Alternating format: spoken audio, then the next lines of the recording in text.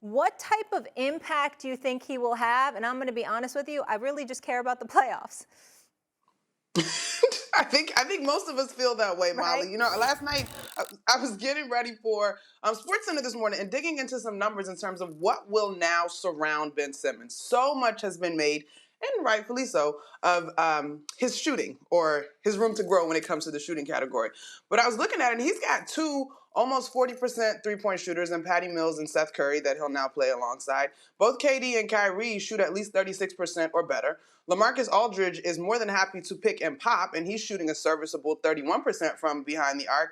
And then if Joe Harris ever gets healthy, 46% from three. And so I think the pieces now around him fit his skill set perfectly. And we're just talking about the offensive side of the ball. And that's his ability to push pace. That's his ability, obviously, to be a tremendous setup guy with his assists. And then defensively, he could guard 1 through 5. There were points last night as this team played the Kings where I just wondered if Ben Simmons was on the floor for Andre Drummond. And yeah, it might be a smaller lineup, but the versatility that might exist there. And I know the Kings are not necessarily a team to get super excited about in terms of playoff potential, but you can see it. And so, Stephen A., earlier in the show, you talked about this possibly being a thorn in Daryl Morey's side the rest of his career. This trade absolutely made the Brooklyn Nets better, and it is very, very exciting. And we're just talking about Ben Simmons. We haven't even really gotten to the depth of what Seth Curry will now add.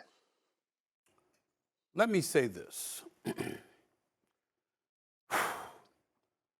I think that the Brooklyn Nets clearly won this trade because I think Ben Simmons is an all-world athlete and defender. They got another shooter, and Seth Curry showed up last night, and Andre Drummond's a big body to rebound, to join with Kevin Durant and Kyrie Irving. I think that they're better than Philadelphia.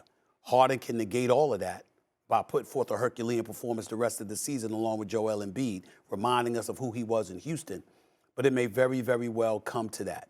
But Ben Simmons, what's been lost in the shuffle of all of these supposed, things about mental health and whatever, and we take that very, very seriously. Let's be very clear. Ben Simmons is 6'10".